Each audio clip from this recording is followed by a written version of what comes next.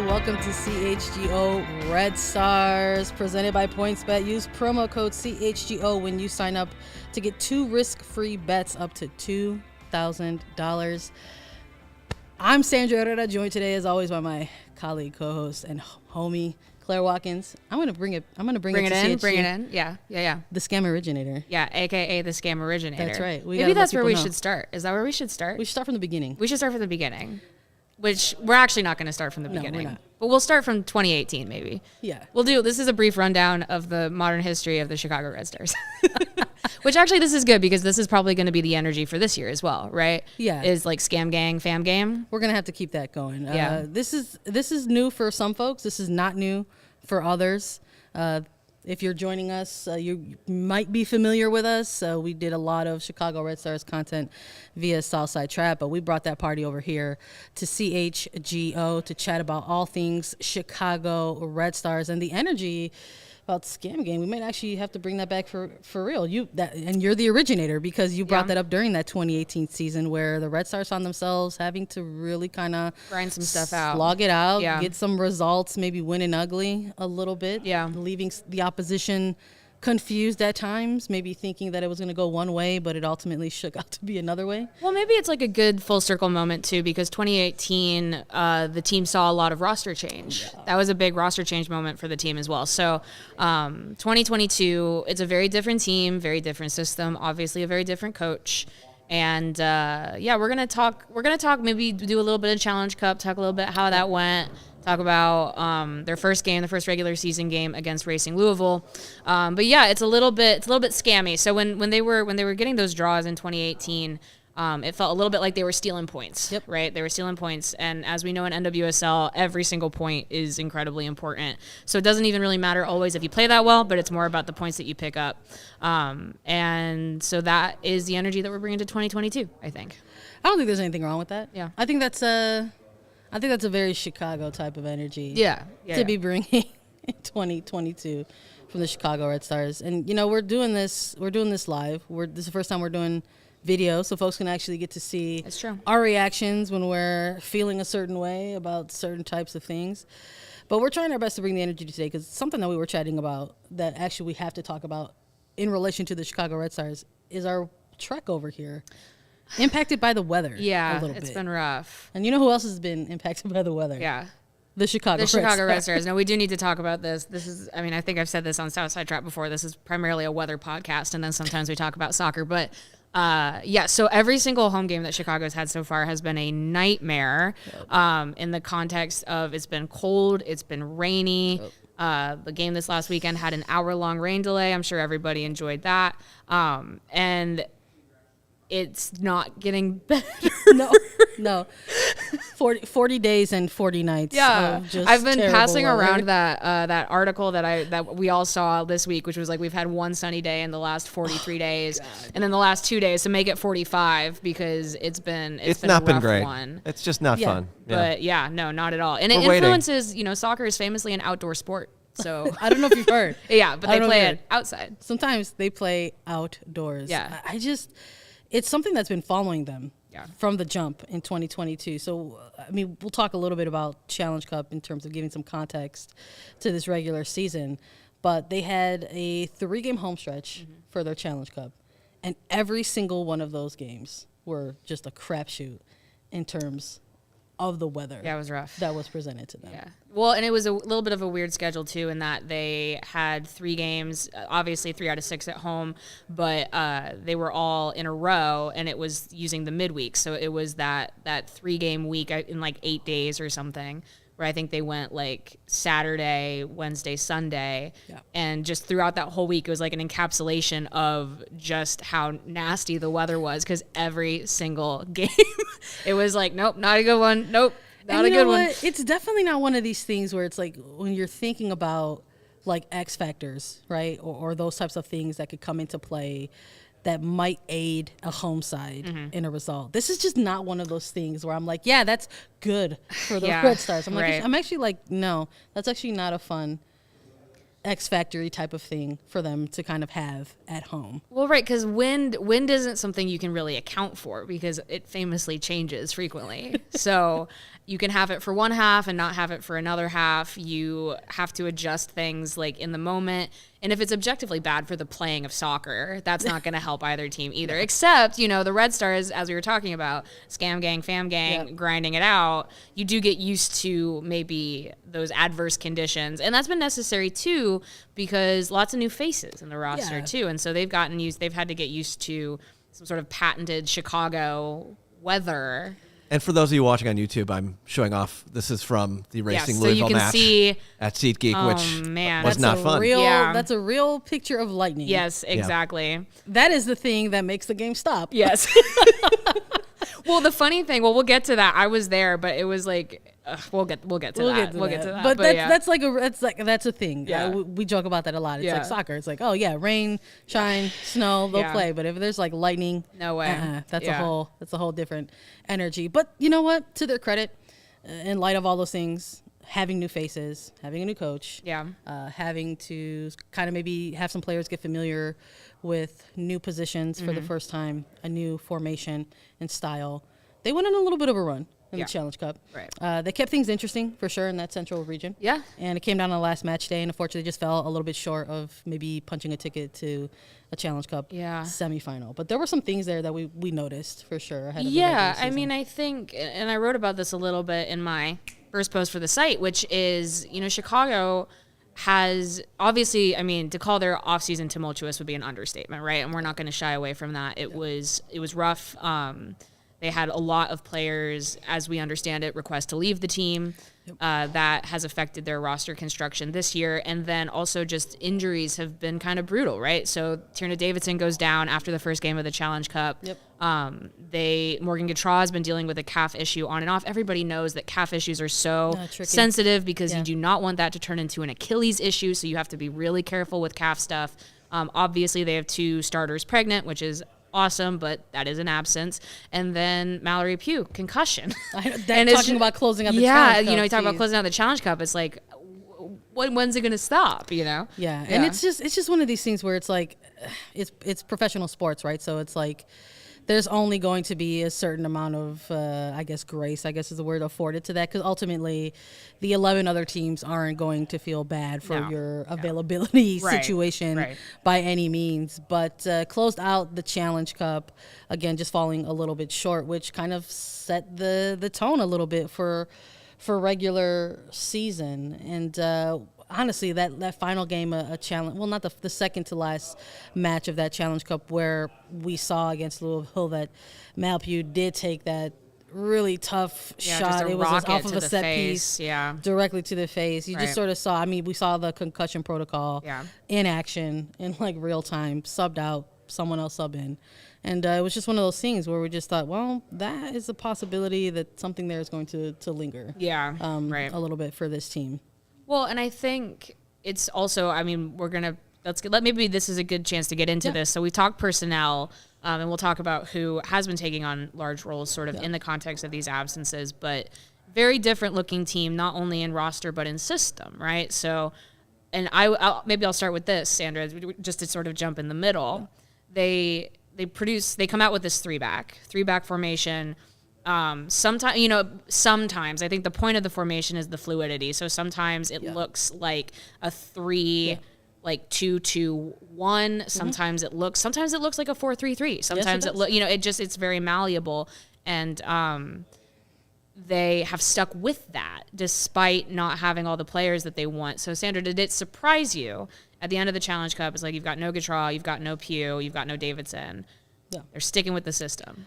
I'm gonna say it surprised me in the sense because of what I think we've been used to seeing before in the past. Yeah, and teams have abandoned 3-backs for less. 100%. Yeah, and I just think that what we've seen from this team when it was under different leadership, we'll just say, when you have like a huge piece, a key player, go down like that, there was some adjustments that were made that maybe didn't actually benefit them, that maybe kind of went against them ultimately. We recall very well the 2019 final when Tierna Davidson again had an ankle issue. That was going to be a 3-back. That was apparently we were going to see like the debut of this potential Red Stars system, 3-back system that was going to get like unleashed. Yeah.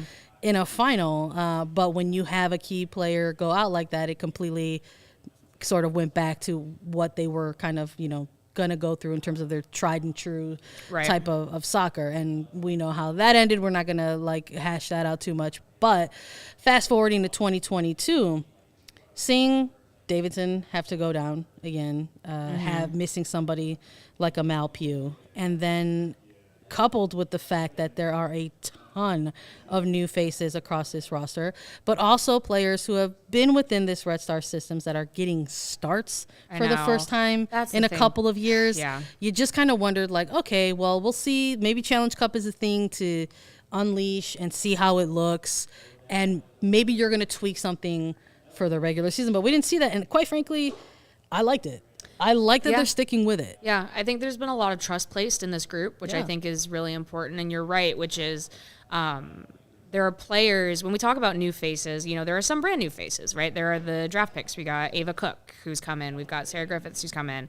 Amanda Kowalski, who was signed after Davidson went down, right? Yep. But we're also seeing players that have been on the roster for a number of years finally get serious looks for the first time, like Bianca St. George, Zoe Morse. Kayla Sharples is now she is the commander of that back line, and she was amazing this last weekend. So it's players that have been with the Red Stars for a while. I don't know if they have gotten the coaching or development that they probably deserved, and now they're sort of getting thrown in to be so we know you're good. Go do it. Go do it. Spread your wings. Yeah, right, exactly. And so now you have someone like Zoe Morse, who is playing on the outside of a 3-back, playing defensive midfielder, which we all knew she could do coming out of college, but we never really saw that from her on the professional level until now. And so I think maybe this is where we say, we're grading this on a curve a little bit, which is that I have to think for the Red Stars this year, they want to contend, they want to win. The absences make some of that tough sometimes, and so I think you have to grade on a curve a little bit and say, okay, are these players improving in this system? Is the system working? Yeah. Is there going to be an arc from the beginning to the end of the season here that will set them up at the end of the season to certainly be in playoff contention? And I think that's what we're looking for as much as anything. Yeah, I think it was a short off season, man. And it was just very, very quick. Well, you make it to the last game. They went through the longest season ever in history, a February 1 report to camp date all the way through to the NWSL Championship final in late November, and then they had that ultimately meant they were going to have the shortest off season next to the Washington Spirit going into 2022. But when we were previewing things, that's kind of what we tasked ourselves with that. We're listen, there's not a lot of, I think, expectation. I think that you or I, as two people in the space who have been covering this team for multiple years now, we're placing upon this season and this roster specifically, because there's going to be little things within it, I think, that we're going to be looking at more so than actual dubs or L's or draws and anything else. Yeah, and I think Challenge Cup was a little bit of a taste of that for us, because we saw them come out in this 3-back, and it's been sort of this fluctuating 3-back, and there are a lot of things within it that I know we find very, very interesting, and that we're excited about to see the continued development of that. Well, right, it's a total shift, right? So in 2021, their whole thing was they were mentality monsters, they were off the ball monsters, they were, I don't really want to use the word gritty because I think it's used too much when we talk about the Chicago Red Stars. I hate it so much. And I also think that it just undercuts what it was that they were actually doing, which was they were influencing the game without the ball. Yeah, that's not gritty. That's smart. That's just smart, right? Exactly. Just the oh my god, the mental fortitude and mental focus it took for them to kind of, especially at the end of the season, the way they sort of honed in. Now, was that always amazing to watch? No, because at that point, it is actually kind of all about the results. You're not trying to play a beautiful game of soccer. You're trying to win. Yeah. And so they did that, and that's what got them all the way to the final, right? But what they're doing now with this packed midfield, essentially, is they want to possess. They want to be free-flowing, and they want to, obviously, NWSL is a high transition league. you get a defense. These teams are going to run at you. They saw that against Louisville this weekend. They're going to come at you with a high press, and they want to pass out of it. And so you talk about like the difficulty level of what they're being asked to do. Not only getting used to playing with each other, in game time, in a new formation. Turned into it's results. like also can you hit 85% passing accuracy and double out pass your opponent. And they're don't forget actually to like win your duels. They're kind of doing it. You know, they're not always winning the game, but those stats are pretty promising, I think. I think if you're breaking it down like from wins and losses, like within the game, when you're looking at individual performances and then collective team performances, for me, I'm already seeing growth compared to last year. I mean, this was the thing that you and I think, were doing kind of post-game or after we got some stats in front of us and took a look at numbers. There were moments where we were like, okay, why did they lose this game? Or why did they get, settle for a draw in this one or it didn't work out? What was different about this one? And we just sort of saw that the passing accuracy was off. It was some of not the best that we've seen in years prior from, certain individual players. And there were moments there where we were just like, oh, well, this is here. Like, if you're winning your duels in this one, then you're going to end up walking away with the game in hand. And sort of seeing that to jumping to this early phase of 2022, we're already, I think, seeing the improvements in that when we're looking at similar scenarios from last year to this year. And I just have to think it's more fun. Like, I have to think it's more fun to play, to be honest, Look, new leadership will do that sometimes. Yeah, that too, man, that too. So, I think that when we were looking at that stuff, we see some of that more promising style of play. But the question now is a little bit, so if the idea is that you're packing the midfield with an effort to possess and hold on to the ball, are you, first of all, effectively doing that? And is that turning into good looks in front of goal? And I think like it's a right now sort of mixed reviews, right? It's a mixed bag, in the very early stages. Obviously, I think getting the win in Louisville this weekend, and we'll probably take a little ad break and then talk about that in more detail. But doing that without Pugh, I think, was big, right? Getting 2 goals without Mallory Pugh. I don't think it's necessarily bad to ask a striker to really carry your load, carry the load of the team. We saw Sam Kerr do that in 2019, but with the understanding that she's also probably going to be heading down to Monterey for the World Cup qualifiers, barring injury. I think you have to figure out other ways to score. And there was a question in the chat about Chelsea Dauber, and we need to ask. I forgot to ask in postgame last weekend. I was a little bit surprised not to see her. I think it's just visa stuff. I mean, visa stuff is slow. It took a while for Emily Van Egmond to get over from Australia. We saw that with San Diego. I think she was only made available this last weekend or 2 weeks ago. 2 weeks ago now. Yeah. And so visa stuff is slow right now. Yeah. I mean, it's just something that we've seen before in the past with it's not actually a league thing. In this no, one, right. It's out of it is actually kind of out of their process hands. And protocol thing with the government, quite frankly. Right.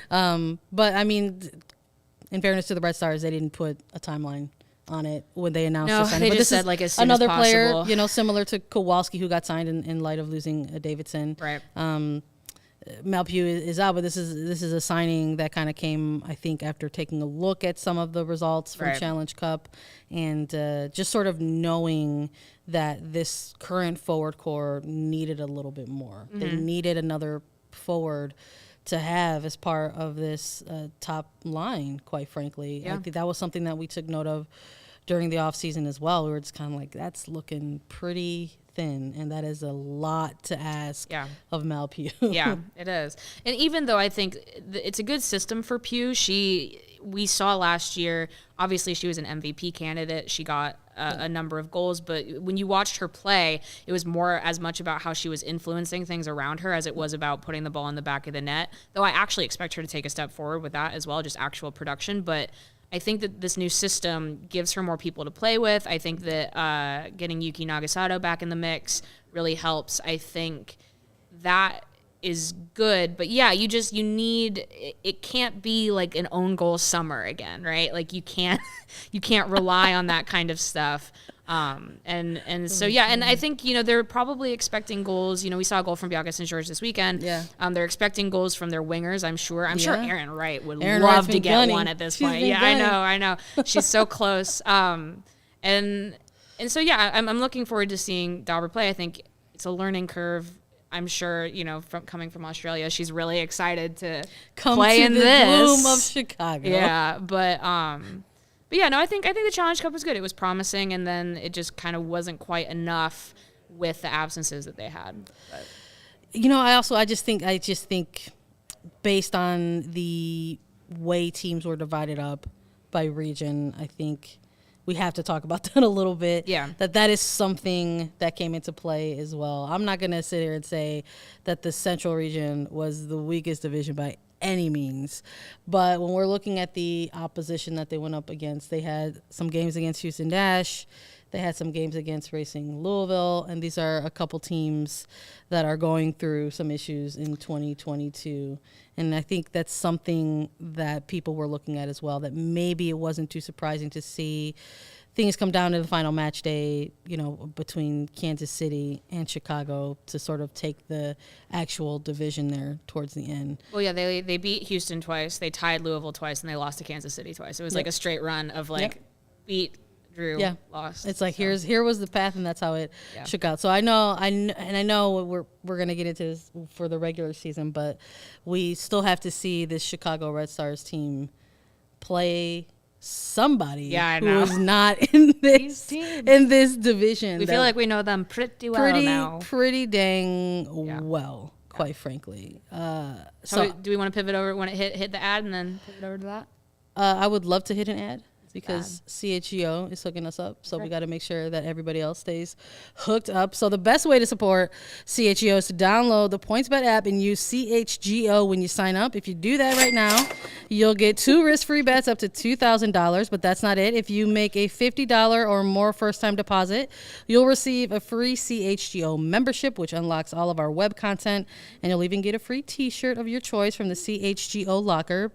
We want you to get the Red Stars one. Get the Red We're Stars just gonna one. Say. That's $2,000 in free bets, a free CHGO membership, and a free t-shirt from the CHGO locker, all for making more than a $50 first-time deposit at PointsBet. If you have any questions, you can email pointsbet@allchgo.com, and we'll help you out.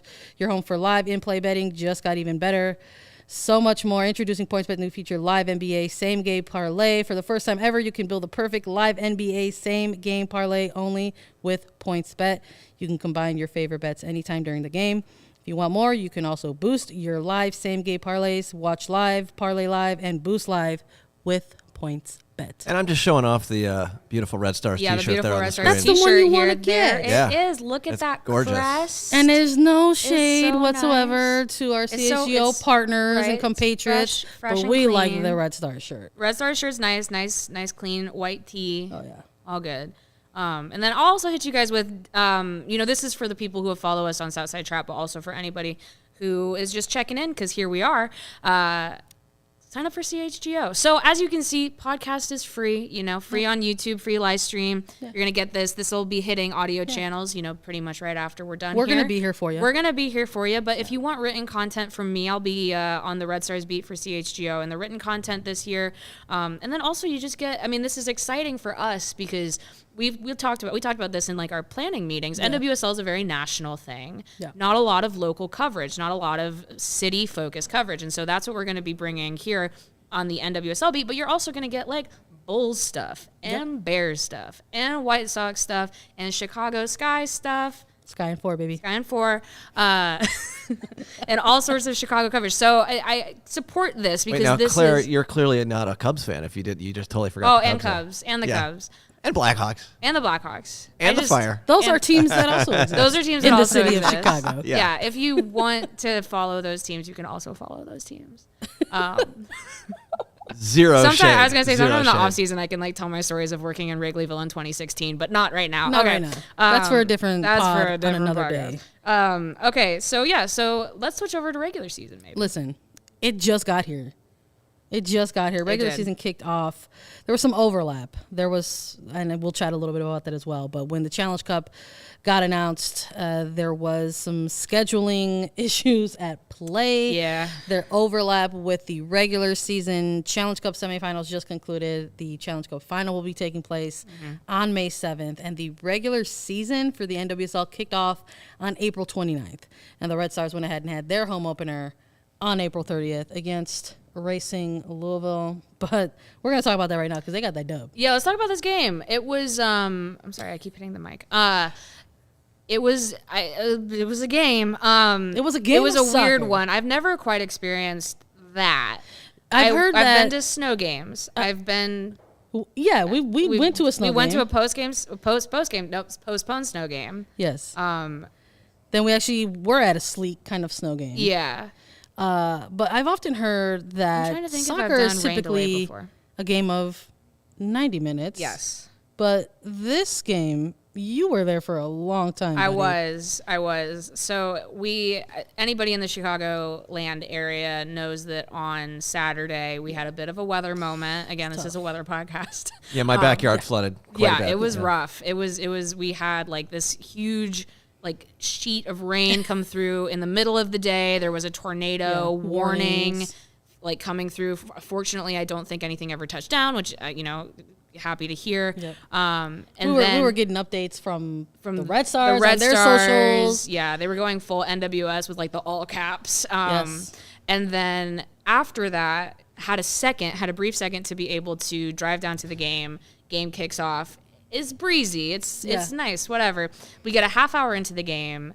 They see lightning. And as I understand it, it's not – and this became pertinent actually to the game restarting, which is lightning can still be visible, but it has to be a certain number of miles away. I keep looking at this photo and I I'm know. Just it's wild. And so they get 31 minutes into the game. They have to briefly abandon the game because of lightning. And that's not just for the players, but for people in the stands too. It's very – I mean, SeatGeek is not – covered really in any sort of way. And so and that was it.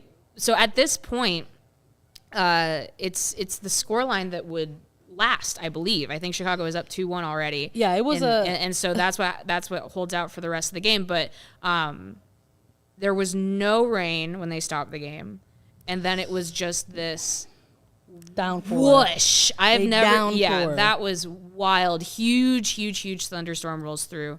And they talked about that. They talked about having to sit in the locker room for an hour. It seemed like more specifically than anything. So at this point, they had gone up 2-0. Or no, they had gone up 1. Louisville gets one back. They go up 2-1. It was like, I don't know. It's almost like you wondered if maybe both teams came out in this one and wanted to play with a sense of urgency because of the weather. It's sometimes you want to clock in and clock right out, do your work and then clock right out and leave. Right. But I mean, this first goal for the Red Stars came in 2 minutes. Yeah. In the opening 2 minutes of the match. Yeah. Shout out to Ella Stevens. Yeah. Getting her first regular season goal for the Red Stars. Yeah. And that came off a corner kick. It did, which is anybody who is a Red Stars fan knows that that's a relatively new phenomenon that they're scoring off of set pieces. New era. Yeah, and that was funny too because Stevens said after the match, she said that it was actually a slightly busted set play in that she was standing in a particular place and then Sarah Griffiths goes, "You're in my spot." Yeah. I love that. And so they kind of reconfigured it, but hey, she got an open header and she hit it home, and that was her first NWSL goal. Props to that, Ella Stevens. Love that. She's been playing well for them. I like her as the number 9. She's a very collaborative kind of a player. I always considered her profile to be similar to that of Vanessa DiBernardo's. And so she is someone with, I think, that sort of a number 10 sensibility, but she's playing it at the number 9 position. And so I think it was really great to get that. And one of these players, too, that we're talking about getting, finding their familiarity, within this system. I mean, I remember chatting with her a little bit ahead of this game during some pregame media availability and her speaking a little bit about that, just saying I'm getting more familiar with the 9-year-old. I've never had to play her or be, I've slotted in here before, but that she's, having a good time at least with it so far and getting adjusted to things there. So to sort of have that mentality of just being let me just embrace this. This is the opportunity that has been afforded to me. let me just try to make the most of it. And I think it's a fun little joke that we could just say that maybe that first goal happened based on some miscommunication maybe. But but you know that throws an air of uncertainty into the play, I guess. So it makes it hard to track. Is that going to be the new own goal? Is just where like a goal happens where they didn't expect it to happen. Yeah, maybe because of the play and how it was supposed to be drawn up. Well, I was gonna say, if you're confused, I'm sure the other team is also confused. So and also like if that set play is actually executed the way it was supposed to be executed, does a goal happen? I don't know. Exactly. These are all things that you just gotta like. You just got to take it. You just got to take it where you can get them. And so it was great for them to get on the board first. I mean, I think people know they've only played. I think this was probably their sixth meeting, but they, because Louisville's a newer team, but Chicago's never beaten Louisville, which I know was a little bit of a sore subject for them. This was also last year. This was also their third time playing against Louisville in a month. Mm-hmm. And that was something that head coach Chris Petrucelli talked about in pre-match media availability, talking about the fact that there are certain challenges that come into play when you have to prepare to face a team for a third time in a month. Yeah. And going from a Challenge Cup to a regular season fixture.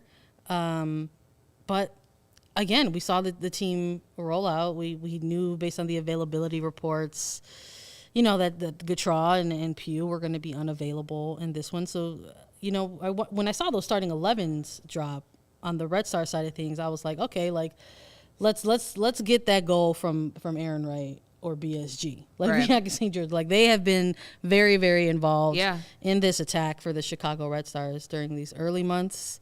And the fact that Ellis, they got the opening goal off a set piece, and then this second goal to finally get pull back the lead, I thought was very impressive, because I mean it almost sort of felt like perhaps it could have been a little end to end, but I mean the game itself was kind of funny, and it was sort of influenced by the conditions. It was pretty chippy. Neither team was very happy with the ref by the end of the game.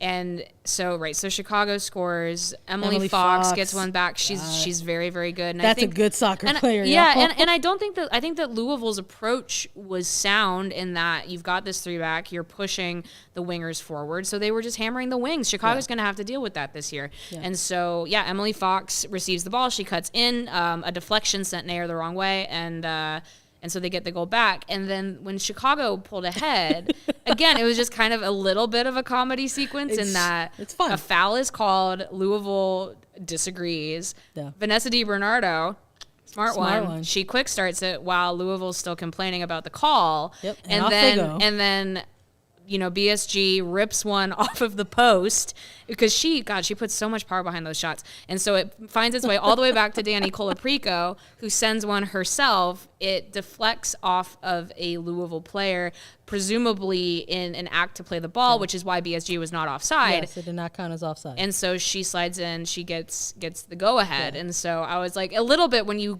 get into that energy, you're like, oh, so like Chicago's going to find a way to win this game. Oh, yeah. By whatever means necessary. And I liked it. I was like, this is some good stuff. Yeah. Let's do it. Let's have, I don't think anybody would have predicted that like the opening half hour of that game was going to play out the way that it did, especially again when you're talking about all the familiarity between these two teams up until this point, just this year alone.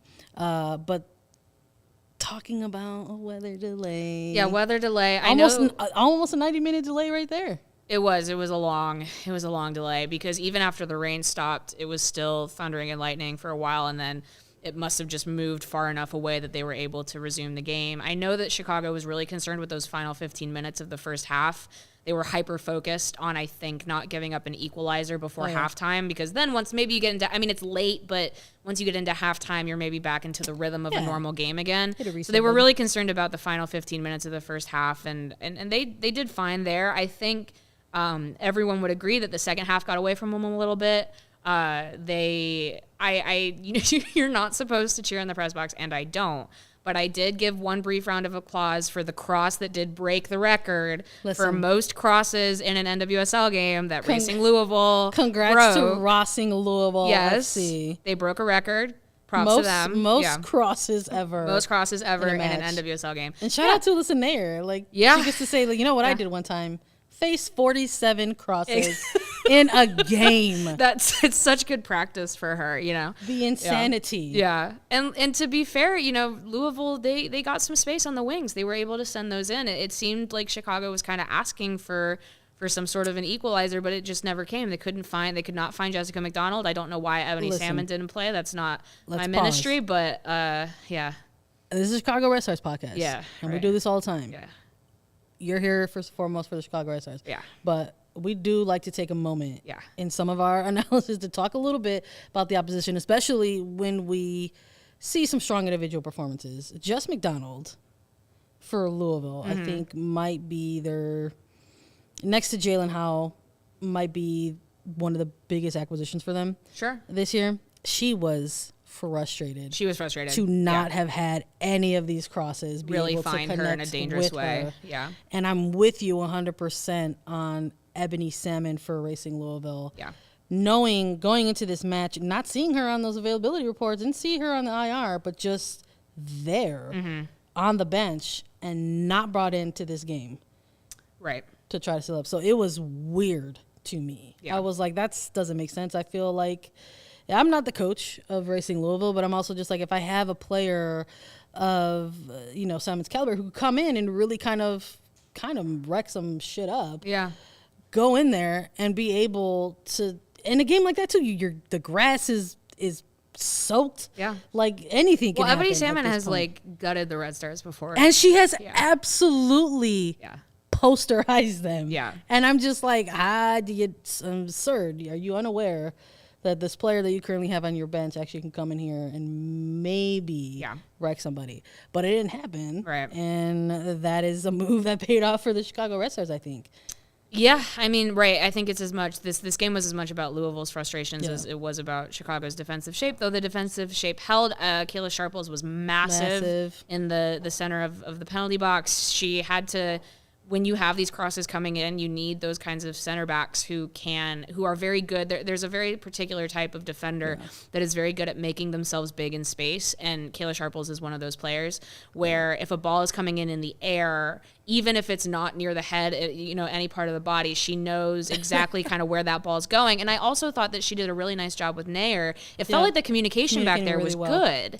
There was this one moment where she had this clearance and it was like a madness. Yeah. Like the ball was coming at her and her body at this point was already going like the complete opposite way. Yeah, and she it had was to almost pivot like this over. Pivot like backwards kind of like headed clearance. I was just like, is this the Kayla Sharples like breakout game? I mean, maybe to others. We know what Sharples has been about since they drafted her in 2019. But I think for neutrals watching this one, it might have been a really good game to introduce her to them. Right. And then I think the final thing with this one is, is what is going on with that midfield. Because I think sometimes it works great and sometimes they let the game get away from them. And so they've got this box in the middle of the midfield, and if other teams are successfully able to just take the ball completely away from that portion of the pitch, Chicago has struggled so far this year to get the game back. Mm-hmm. So, you asked me something similarly earlier in Challenge Cup when we were doing a podcast. Yeah. And you asked me, do I think they need to get another midfielder? And I straight up said, yes. Yes, right. So I'm going to ask you maybe a similar question about that. It's now May. They've gone through a Challenge Cup. They have one regular season match under their belt. Are they a little tired already from having to do this much running? That is a good question that I will answer after we do our second ad break. Second ad break. Strava, craft, coffee. Do you want to start your day with a competitive edge? Strava CBD coffee is a game changer and has helped thousands of people to improve their overall wellness and quality of life. Strava delivers delicious, fresh roasted specialty coffee infused with organic broad spectrum CBD. CBD from hemp doesn't make you high or hungry, but it does offer real benefits that can help you feel alert and focused without the jitters. Live your day more balanced with less anxiety, fewer aches and pains. Plus, including CBD in your daily routine can even help you enjoy more restful sleep so you wake up feeling your best. the best part, Strava is all about quality. Everything is small batch, fresh, and shipped straight to your door. They also offer concentrated full spectrum CBD tinctures for those looking for more traditional CBD format with a powerful entourage effect of benefits. CHGO listeners can save 25% off their entire purchase when you use the code CHGO25. That's 25% off your entire order at StravaCraftCoffee.com. And when you use the code CHGO25 at checkout. The discount coupon is valid on non-subscription purchases only, one use per customer. Already love Strava? Subscribe and save with the Strava Coffee Club. With the Coffee Club, you are in control. Save on your favorite coffees and have them automatically delivered to your home or office on your preferred schedule. You know who could maybe use some Strava coffee? The Midfield? Is Danny Colabrico and Vanessa DiBernardo. Listen, because I bet they sleep really well I after love these games. a coffee read that's actually a coffee CBD. Yeah, right. And you know what? Yeah. Get Vanessa DiBernardo and Danny Colabrico some CBD coffee. Stat. Yeah, That's what they need. Yeah, no, they have to cover so much ground. It's a lot. It's a lot, and especially I want to see their GPS trackers after some of these I things. know, especially DiBernardo, because she's being asked, they've got 2 10s and 2 6s, and she, especially without Pugh there, has to carry a lot of the attacking role, but she's been asked to help in the defensive midfield a lot. Yep. So she has been all over the place. And I think that it's actually really, really cool to see because obviously the captaincy of the team shifted significantly last year. Yeah. And I think this year it's very clear who the captain is. She's taken on point, 100% taken on point talking to the center official. Yep. She draws fouls. She's someone who is really controlling tempo, especially without Gautrat out there. Yeah. And she's the hardest working player on the field right now. And that is really, really cool to see a player in year 8 of her career. Been with the Red Stars since 2014. Yeah, so that's awesome. And Colaprico has sometimes partnered with DiBernardo in the defensive midfield. She's partnered with Zoe Morse. She's having to, again, that's sort of really making yourself a presence in space with the understanding that you're not always going to know who your partner back there is going to be, and that person might be a little bit new to the role. And so, yeah, they look tired as hell once they hit about the 60th minute. And so, yeah, I think they could use some help. And I think the idea is that Gautrat will be that, but got to get her healthy first. Yeah, we'll see. I had that thought again, like after that match, especially just the type of both physical and like mental toll that maybe like that type of weather game can take on a player. A half hour play. Then a near 90-minute stoppage. Right. Then let's go play 10 more minutes. Yeah. Let's stop again for a 15-minute halftime. Right. And then let's just get out there and try to. Yeah, I think the game ended at like 10:30 p.m. Central Time. It was rough. Yeah. We've got we have like 5 minutes left, but there's a couple questions in the chat that I thought you guys might want to address. John asks, he said around the 60th minute, the game, it seemed like most of the Red Stars were already tired. Is that concerning to you as the season moves on? I wouldn't say concerning, but it's obviously it's something that we're taking note of as I'm like pitching I think we've talked we've talked about this before a little bit in that the ebbs and the flows of an NWSL game are very, very treacherous because these teams are very, very fit and they pounce when they can feel your energy waning. So I think that when we talk about that process versus results, we might have a number of games where we're like the process was really working for 60 minutes and then they had to drop off and defend a lot. Yeah. And no, that's not what they want. They want to be able to control the game the whole time. Yeah. Without and this is also where losing Davidson and Gautrat is huge because they can't possess as well. These are not their best possessive players, their best distributing players. Yeah. And so we're looking for growth, obviously. But yeah, I think that right now their effectiveness at their style of play makes it more tiring for them. Yeah. Obviously, if they can hold the ball more, they will not have to run as much. So I think that that's like the push-pull there. So. Yeah, I'm not going to say that I'm concerned about it, but it's something that like we're just keeping a mental note of in the back of our head for sure. I mean, we're already seeing it in these games. We talked about 2 players specifically, and Colaprico and DiBernardo just having to just get out there and run. But that's part of, I guess, the process, right? Trust the process. And like as they're continuing to roll out in this kind of fluctuating 3-back work, we're going to continue to see kind of what works and what doesn't. The question about moving the game from this weekend, we should talk about that. The Red Stars don't have a game this weekend. They originally scheduled for May 7th against Washington. Right, against Washington. Washington's playing in the Challenge Cup final. It sucks. It's a home game. It's a home game that's now getting moved to midweek. Yeah. Nobody likes to play midweek games. It is harder on Washington than it is on Chicago because it is a home game for Chicago. Rest in peace to the tickets sold, I guess. But so I think it's not great. I think later in the season, midweeks later in the season start to hurt a little bit more because you've already got a lot of miles on your legs. Yeah. But I would say when we talk about good versus bad, it's hard on Chicago. It's harder on the Spirit. I do too. I think so. It's like, the midweek game is always a bummer. I mean, I guess the silver lining is like, hey, it's a game in June. It's a game in the summer. And as you noted, they are all at home, so that's nice. At least it's a homestand for them. It is going to be a homestand for them. I'm also a little curious as to what players are going to be available in and around that time. I know that's really close to an international window for national team players and the international stars on either side of the ball there are, may or may not be available or might be on limited minutes. That's another thing that we're going to have to keep our eye on, maybe that they're going to have to prepare for in June that they weren't necessarily going to have to find themselves preparing for in May. Yeah. It sucks, but that's a thing that hopefully the league can take a lesson from and learn, and maybe we'll see something different with Challenge Cup next year in terms of maybe it'll be above 50 degrees by June. Right. There's that too. I mean, maybe it could be the most beautiful week of our lives, and we'll just have a great time. We're just hoping. Yeah, and then the final one is just noting that that Sam Fisher hasn't played yet. I did actually notice that as well, and I think it's interesting. Here's another thing that I think is interesting is that we didn't really get final roster drops before regular season. With the overlapping of Challenge Cup and regular season, we did not get any sort of a final here was our Challenge Cup roster. Here is our regular season roster. So I don't know. I don't know if we're going to see when other players become available, if we're going to see the waiver wire being used more. I don't know.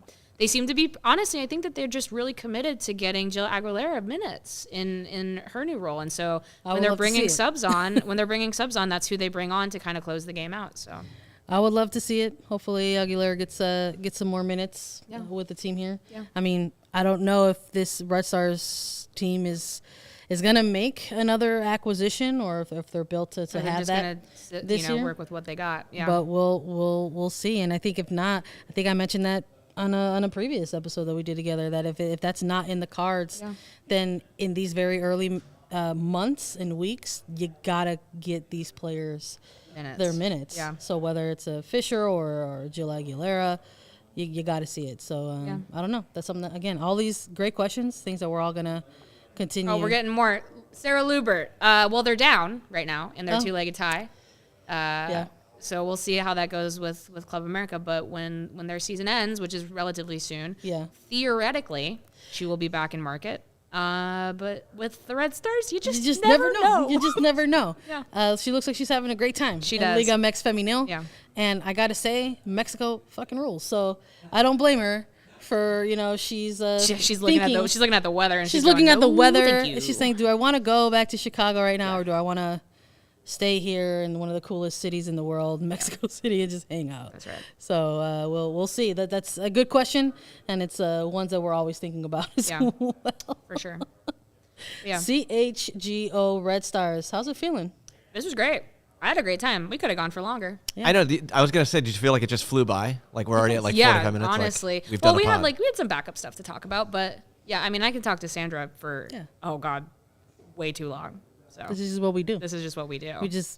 We're just two homies who like to talk about Chicago Red Stars. Yeah.